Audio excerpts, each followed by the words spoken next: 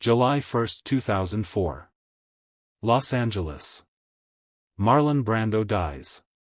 Age 80. The greatest actor who ever lived. A legend. An icon.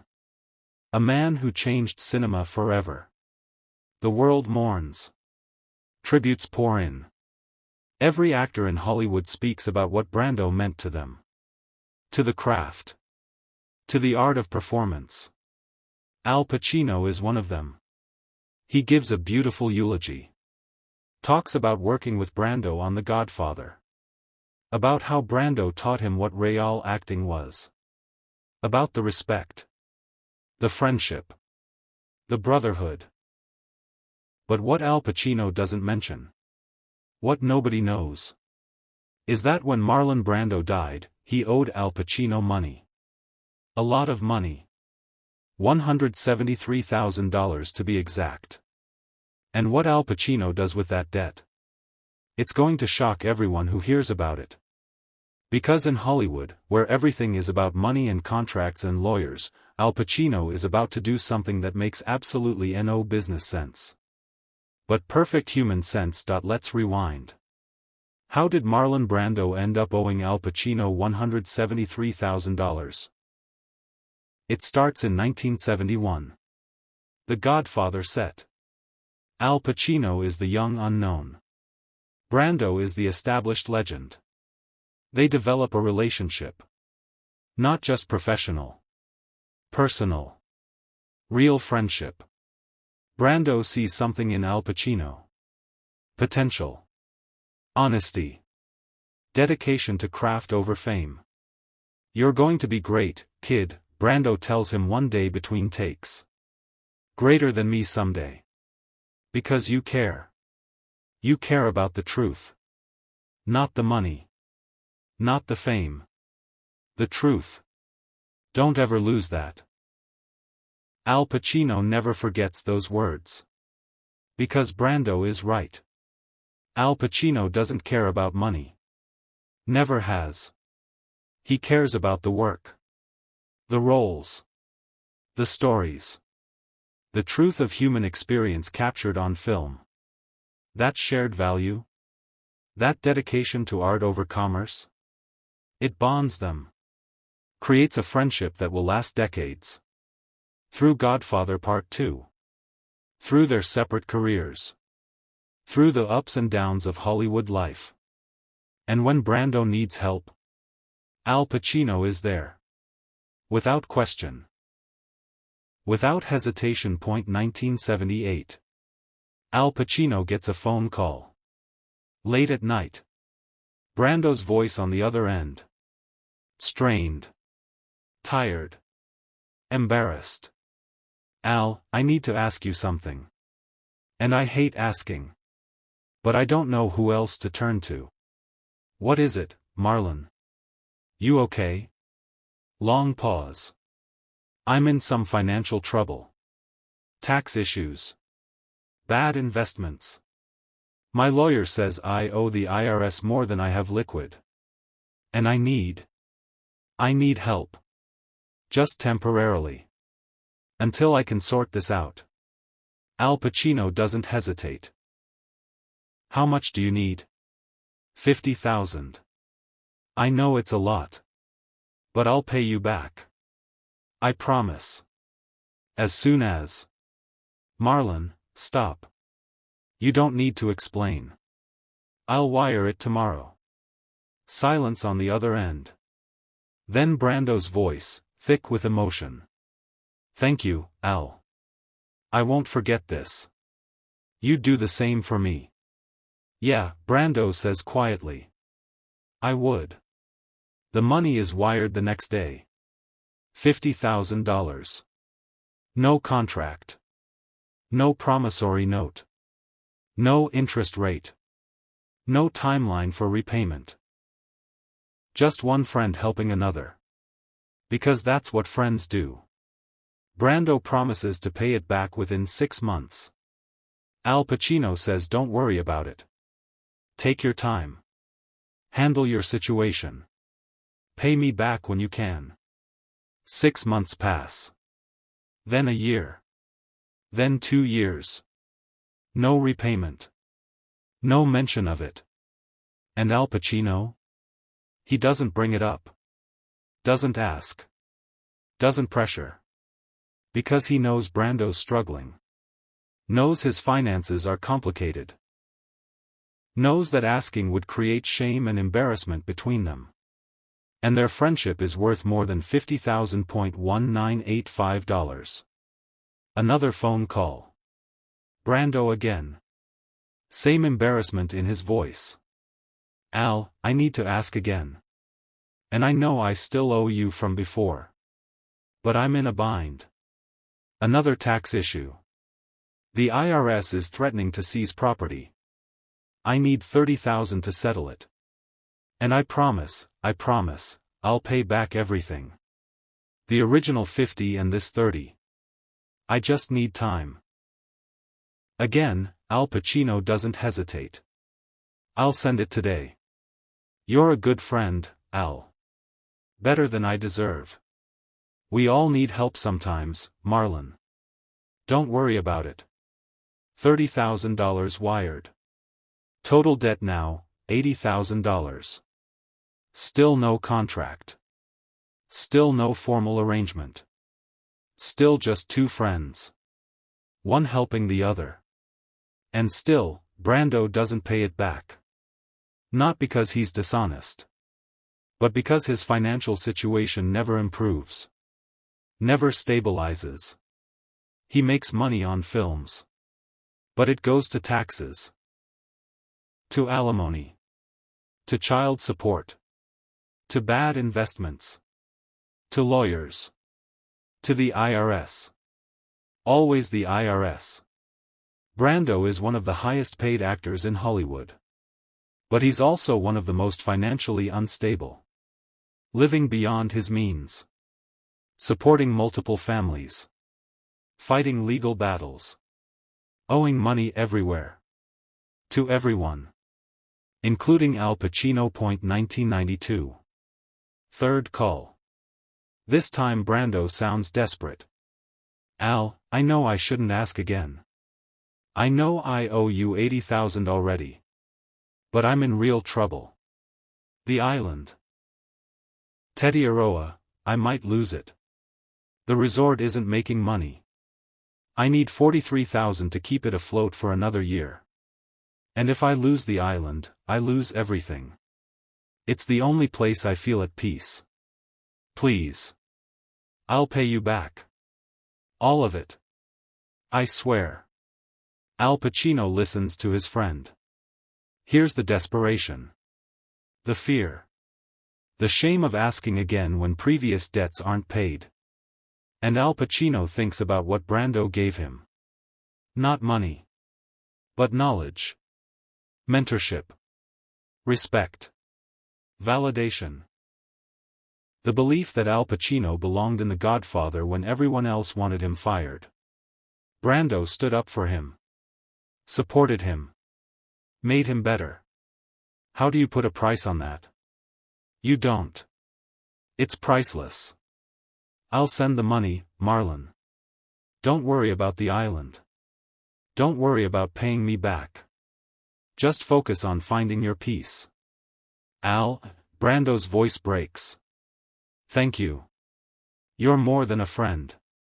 You're family. $43,000 sent. Total debt, $123,000. And counting, the pattern continues. Smaller amounts now. $15,000 here. $20,000 there. $15,000 again. Always for emergencies. Always promised to be repaid. Never repaid. Because Brando can't repay. His financial life is chaos. Beautiful, tragic chaos. A genius artist who can't manage money. Who trusts the wrong people. Who makes impulsive decisions. Who lives for art and feeling and truth but not for practical financial management. And Al Pacino? He keeps helping. Keeps sending money. Keeps not asking for repayment. Because he understands something fundamental. Brando gave him something money can't buy. The confidence to be a great actor. The validation that he belonged. The mentorship that shaped his entire career.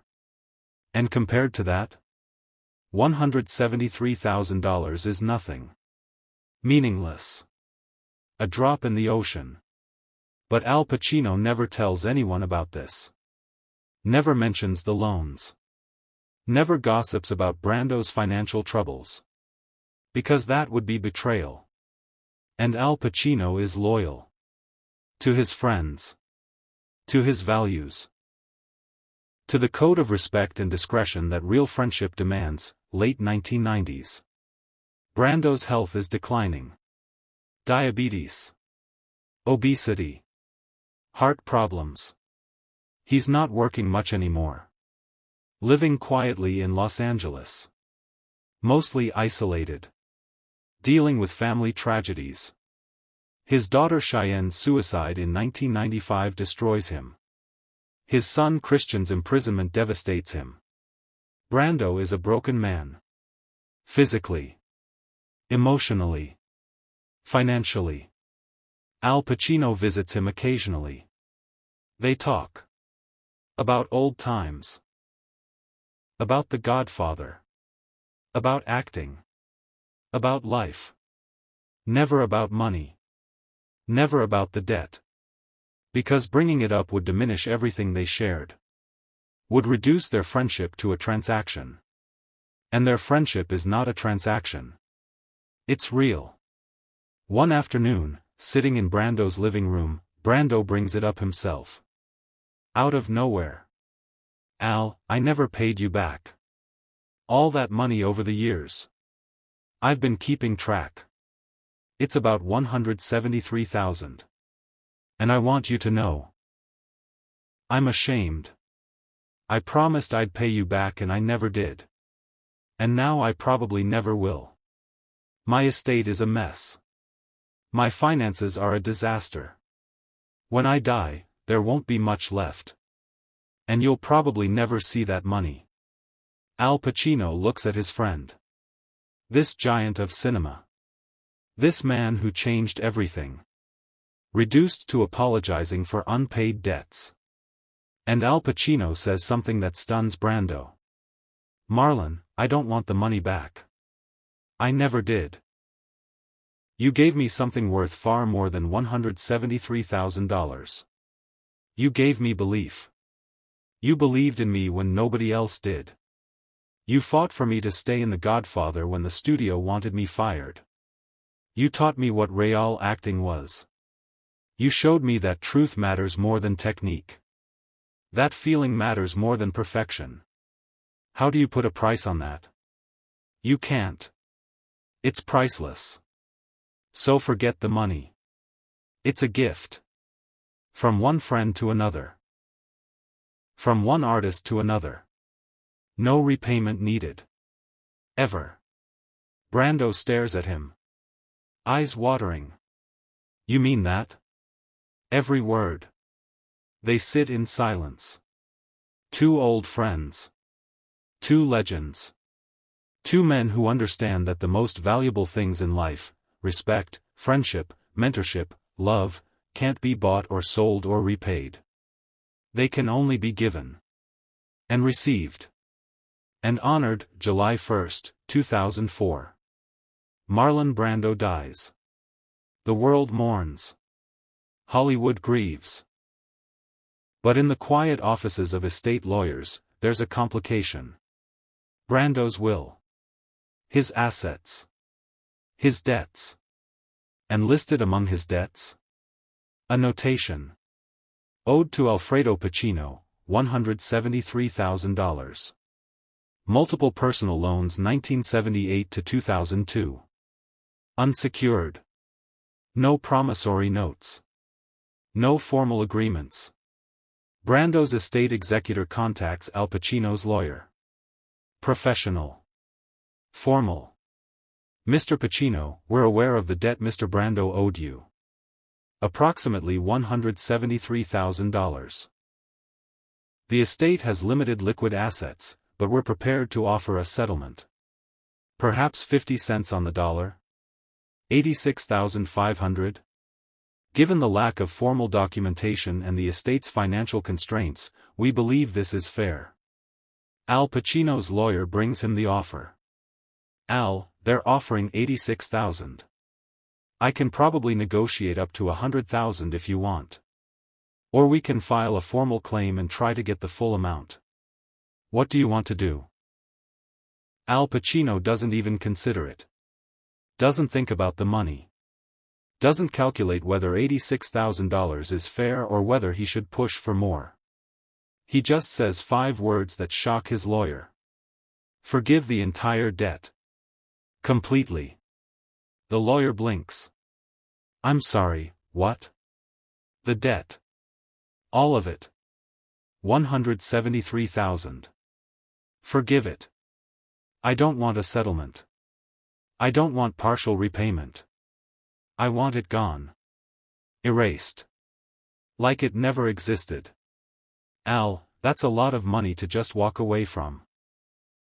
I'm not walking away from money, Al Pacino says quietly. I'm honoring a friendship. Marlon gave me something worth more than any amount of money. And I'm not going to dishonor his memory by collecting a debt from his estate. Tell them the debt is forgiven. Completely. No repayment necessary. And I don't want any public acknowledgement of this. No press releases. No statements. This stays private. Between me and Marlon. Always. The debt. The friendship. The decision that nobody expected. But what happens when word gets out? How does Hollywood react? And what does this reveal about Al Pacino's character that nobody knew before? The estate executor receives Al Pacino's response. Reads it. Reads it again. Can't believe what he's seeing.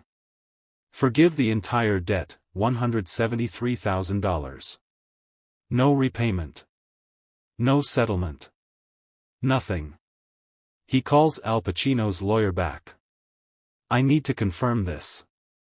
Mr. Pacino is willingly forgiving $173,000? With no conditions? No public acknowledgement? No tax write-off documentation? That's correct, Al Pacino's lawyer confirms. He wants it completely erased. As if it never existed. Long silence on the phone.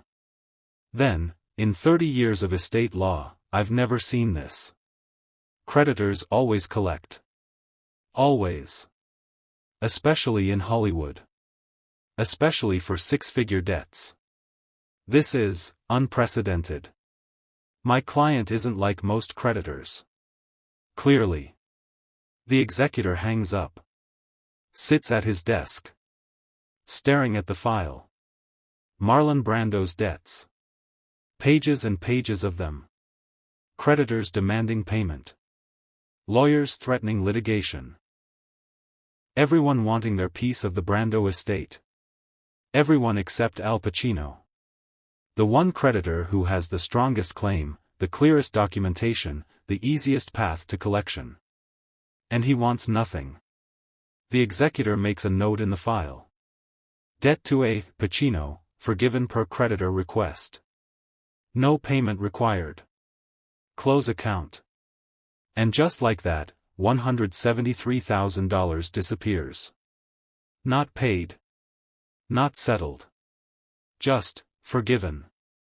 Like it never existed, word starts to spread. Quietly at first. Estate lawyers talk. Agents hear things. Managers whisper. And slowly, the story leaks. Marlon Brando owed Al Pacino money. A lot of money.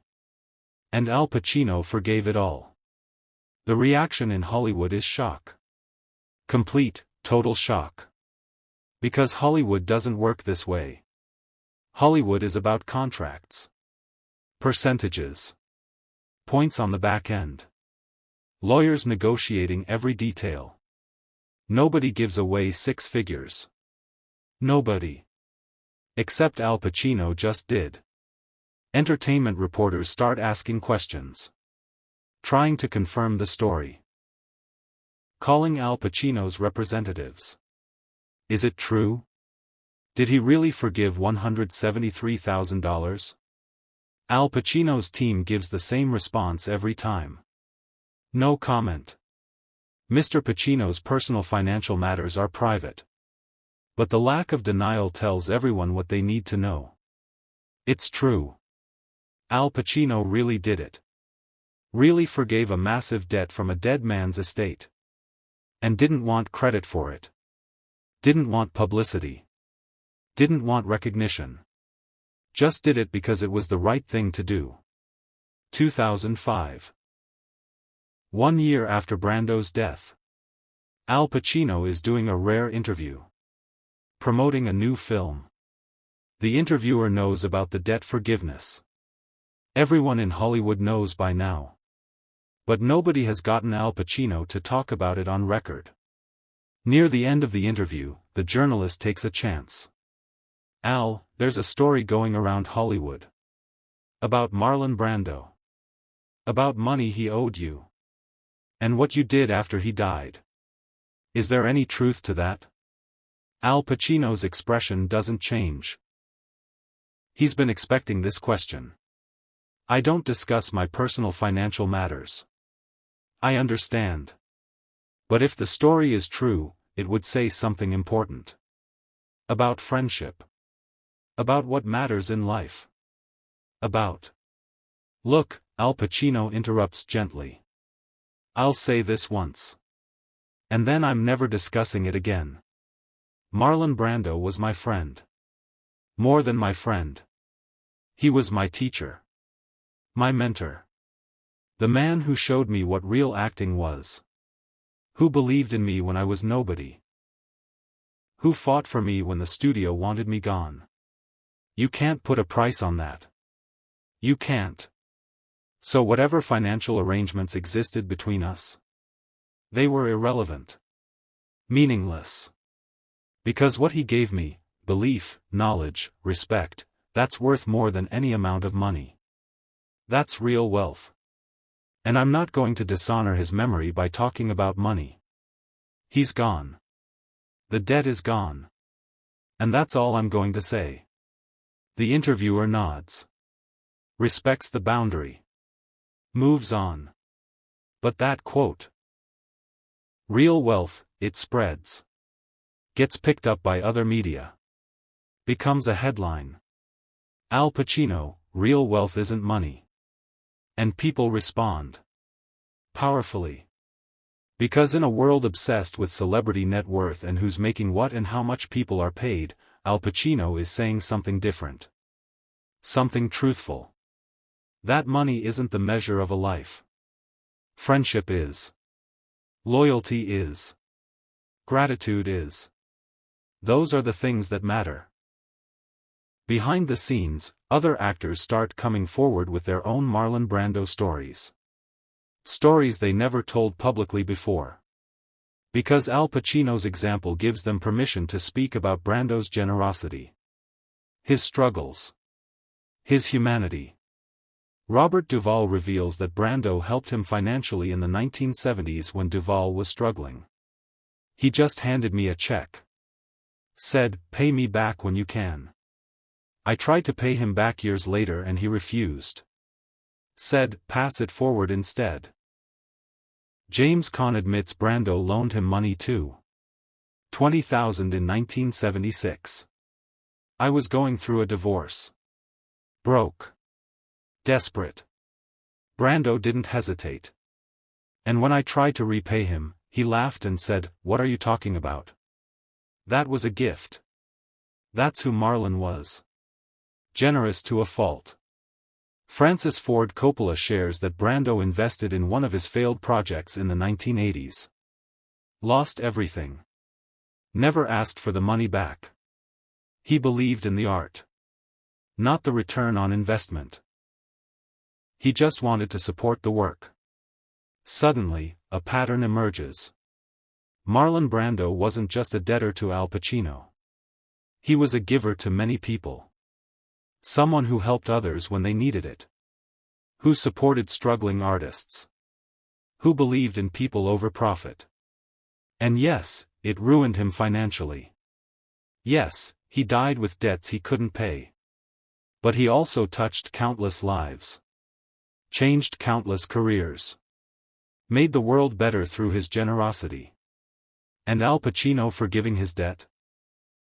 That's the final act of that generosity cycle.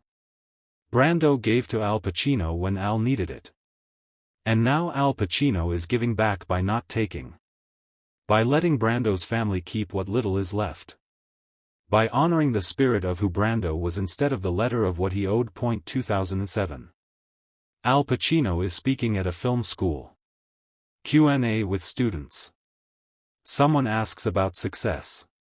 About making it in Hollywood. About the business side of acting. Al Pacino thinks for a moment. Then shares something he's never said publicly before. When I started in this business, I thought success meant being in great films. Winning awards. Getting paid well. And those things are nice. Don't get me wrong. But they're not success. Real success is who you become as a person. How you treat people. Who you help along the way. The relationships you build. The loyalty you show. The gratitude you carry. He pauses. Emotional now. Marlon Brando taught me that. Not with words. With actions. He helped people. Constantly. Even when it hurt him financially. Even when people took advantage. He just gave. Because he believed in supporting artists. Supporting people. And when he died, he owed money to a lot of people, including me. And I had a choice. I could collect. Or I could honor who he was by doing what he would have done. By giving instead of taking. And I chose to give. Not because I'm a saint. But because that's what he taught me. That's the legacy he left. And the least I could do was live up to it. The students sit in silence. Because this isn't a film school lecture. This is life school. This is a master class in being a good human being. One student raises her hand. But didn't you need that money? $173,000 is a lot. Al Pacino smiles. Sad but warm. You know what I needed more than $173,000? To be able to look at myself in the mirror and know I did right by my friend. To know that when Marlon Brando looked down, or up, or wherever he is, he'd see me honoring our friendship instead of billing his corpse. That's what I needed. And compared to that? The money was nothing. 2010, financial crisis. Economic collapse. Hollywood is tightening budgets. Actors are taking pay cuts.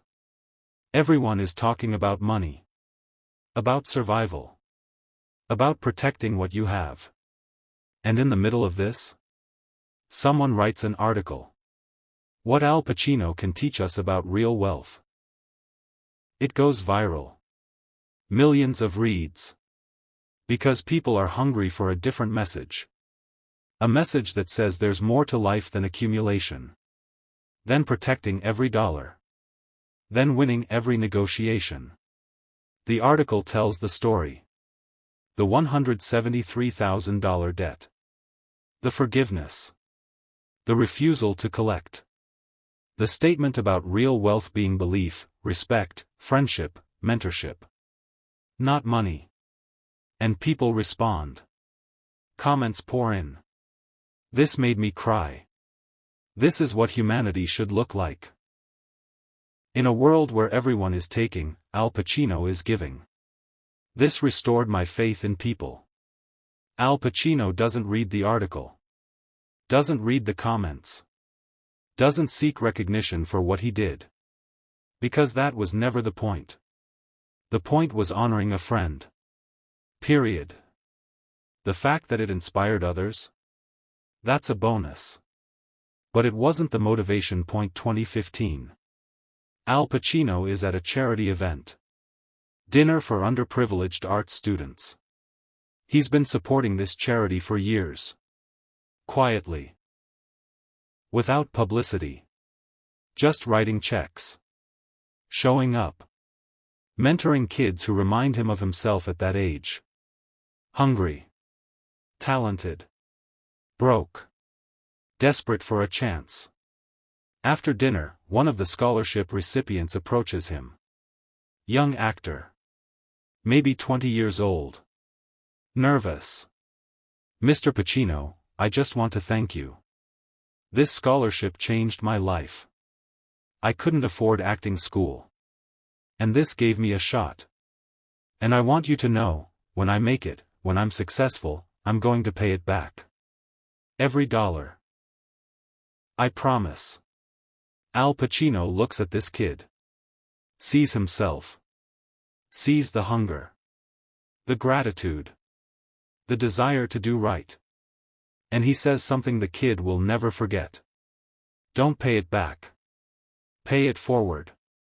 When you make it, and you will make it, help someone else. Find another hungry kid who needs a shot. And give them what you got. That's how this works. Not backward. Forward. That's what Marlon Brando taught me. And that's what I'm teaching you. The kid's eyes water. I will. I promise. Good. Now go make something great. The kid walks away. And Al Pacino sits there.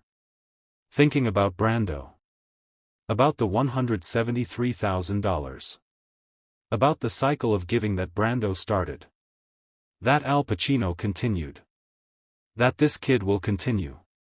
That's the real legacy. Not the money. The chain of generosity. The endless forward motion of artists helping artists. Legends lifting up the next generation. Nobody keeping score. Nobody demanding repayment.